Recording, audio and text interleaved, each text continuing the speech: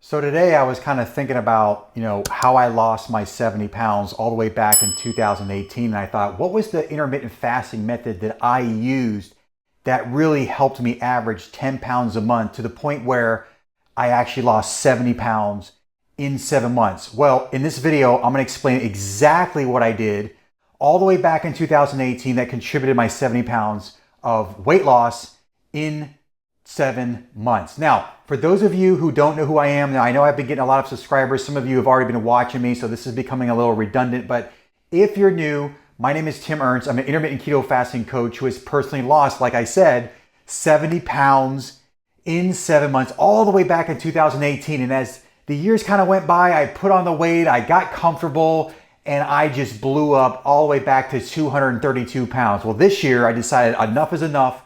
So I started in January 2nd and I started at 233 pounds and now I'm all the way down to 194. So I have lost a lot of weight this year and I'm gonna give you some intermittent fasting strategies that you can use to do the very same thing. And if you're not aware, you probably don't even know this, but I'm also an intermittent keto fasting coach who has personally helped men from all over the world to lose at least 40 pounds in 16 weeks using my Keto Shed 40 program. If you want more information on that, I'll go ahead and put a link in the description below that'll take you to another video that kind of explains a little bit more in detail on how I could potentially help you, okay? So there are all different forms of intermittent fasting. So far this year, I've been doing a lot of 2 meals a day, but actually a lot of 1 meal a day. Because as you get closer to your goal, you're gonna have to make some adjustments because your body is pretty smart and it's gonna know exactly how to adapt very, very quickly. So today I just wanna give you something this is something that anyone can do, okay? You're not gonna be starving yourself, you're gonna be able to eat, and you're gonna average at least 10 pounds a month. Now think about it, 10 pounds a month is pretty achievable. You only have to aim for 2.25 pounds every single week. That's it. That makes it much more doable, okay? So let's kind of discuss exactly how to approach this fasting method, what you can have during your fasting window, and what foods that you would probably want to eat when you actually get to eat during your feeding window, okay? So this method, okay, is called the 20 and the 4. So not 24 hours, but the 20 and the 4. So basically, you're going to be fasting for 20 hours and you're going to eat in a 4-hour eating window. Now, this is the exact thing that I did back in 2018. So before 1 p.m., okay, so 1 p.m. is gonna be the time that you actually break your fast. But before 1 p.m., what actually can you have? I used to get a lot of questions where people would ask me, can I have this on my fasting window? Can I have that? You gotta look at it like this. Anything that has calories technically is gonna break your fast. I've even had people say, hey, can I have chewing gum? Look, I don't think chewing gum is gonna make you fat, so it's probably okay, even though there's probably 5 calories in chewing gum, all right? I just had to say that because I do get these weird questions as to what you can have during your fasting window, okay? So first, basically, as you already know, there's gonna be no food before 1 p.m., okay? Obviously, you could have water, black coffee, so no cream. You can't put any cream, no sugar in your coffee. It's got to be black. And I used to get people asking me this question as well. Can I have bulletproof coffee during my fasting window? That would be a fat no, because if you are aware, if you're in the keto space, bulletproof coffee, you're putting butter, MCT oil. Those are very high in calories and fat. So no, you cannot have any butter or MCT oil to your coffee because you're breaking your fast, all right? You can also have green tea. Green tea doesn't have any calories if you need the caffeine. And you just kind of want to stay busy during this time before 1 p.m. How do I stay busy? Well, I work out in the morning. I actually train fasted. I've been doing this for over a decade. I feel more comfortable training without feeling that food in my stomach because I used to feel pretty heavy before I went to the gym and I ate. So I was like, you know what? I don't want to eat before I go to the gym.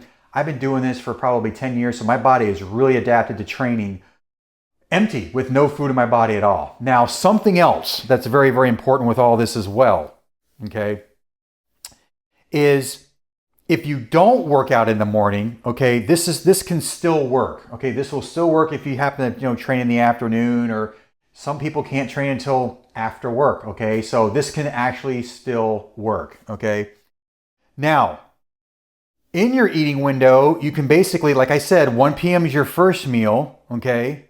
Now, when you break that fast at 1 p.m., it's very important as to what you eat during your fasting window, okay? I know a lot of people will eat whatever they want because they feel like, well, I'm in a calorie deficit. As long as I'm in a deficit, I'm gonna lose weight. And that's true. However, if you're severely insulin resistant, you're obese, and you have a lot of body weight, you're gonna want to pull back on carbs and sugars until you get to the point where you're insulin sensitive. Okay, that's the goal. You wanna become insulin sensitive, not insulin resistant. And all that basically means is that if you're insulin resistant, your body's not processing foods and sugars properly. But when you become insulin sensitive, your body will be able to uptake carbs and sugars later down the road a lot more efficiently. But we gotta get your body fat adapted, get into ketosis, and we're gonna help you actually fix this insulin resistance, okay? So what I did is I ate keto type foods. Now, if you're not aware what keto is, 75% of your fat is gonna, or actually 75% of your calories rather, is gonna come from fat, 20% of your calories are gonna come from protein, and 5% are gonna come from carbs. Now, one question I got is the protein, right? Can you build muscle only eating 20% of your calories coming from protein? Well, it's been kind of shown that you don't need as much protein as we once thought. A lot of people say you want to have 1 gram per pound of body weight, and that is optimal, especially as you're getting older. I'm going to be 49 this year, so as you're getting a lot older, the more protein you're going to need. And I used to say that if you consumed way too much protein, you're going to get kicked out of ketosis. It's going to spike your insulin because all that protein is going to convert to sugar. Okay, that is true. However, you're still going to lose weight if you up the protein. And the reason why I say that is I would rather the protein break down into sugars rather than actually eating sugars and carbs, which can be very unhealthy and cause insulin resistance. Okay, so what? I have more protein. A lot of times I'll have more than 20%. That's totally okay. Okay, I'd rather have the protein, break down into sugars and actually eat actual sugar, which is horrible for you if it's processed, okay? After that, you're gonna go till 5 p.m. This is gonna be your second meal of the day, is at 5 p.m. Again, after 1 o'clock, you're basically gonna fast again. No food, water, no snacking. That's something I forgot to mention. There is no snacking between 1 and 5. There's no like, oh, I'm kind of getting hungry, let me have a snack at 3 p.m. No, this is strictly 1 meal at 1, 1 meal at 5, okay? Now, the other question that you might be thinking about is like, well, how many calories should I be eating in this 20 and 4 fat? And that's a very good question.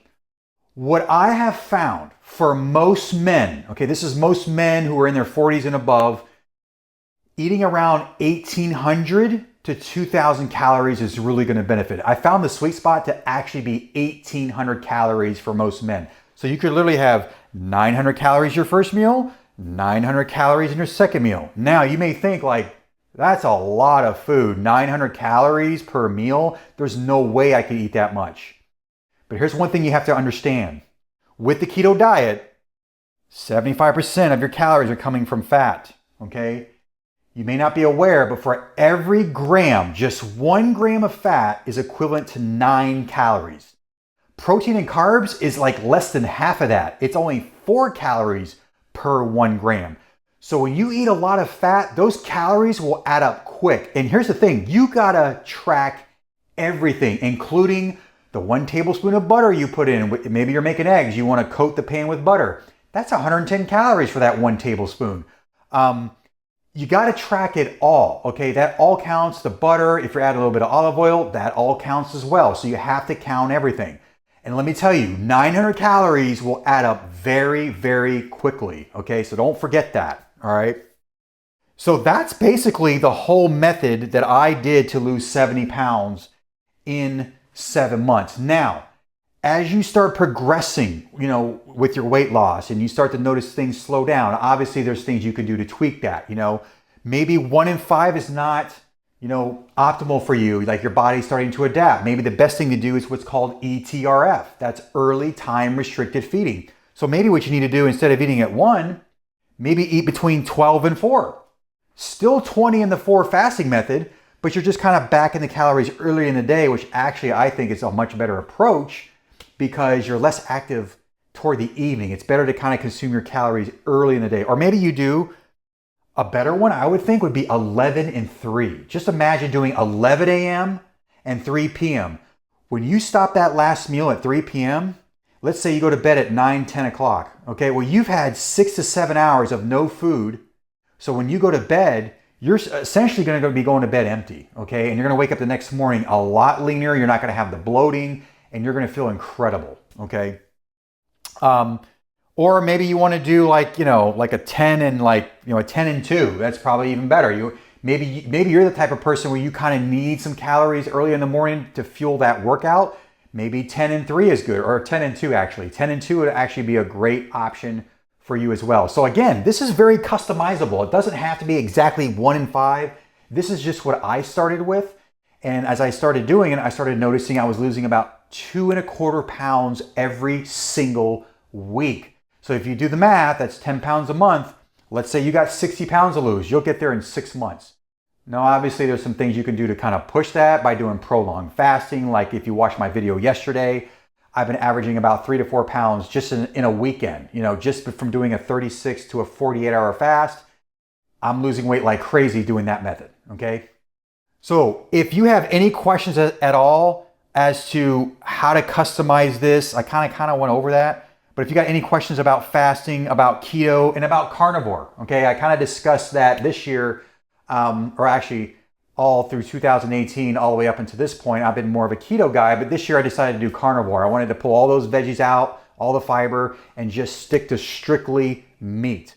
Okay, so they're very similar. Keto, you can have fiber and stuff like that coming from veggies, where carnivore, it's strictly meat and eggs, and you can also have some seafood and things like that, but no veggies at all, okay? So if you like the video, make sure to like the video, make sure to subscribe to the channel and hit that notification bell so you don't miss any future episodes. Until next time, I'll see you then.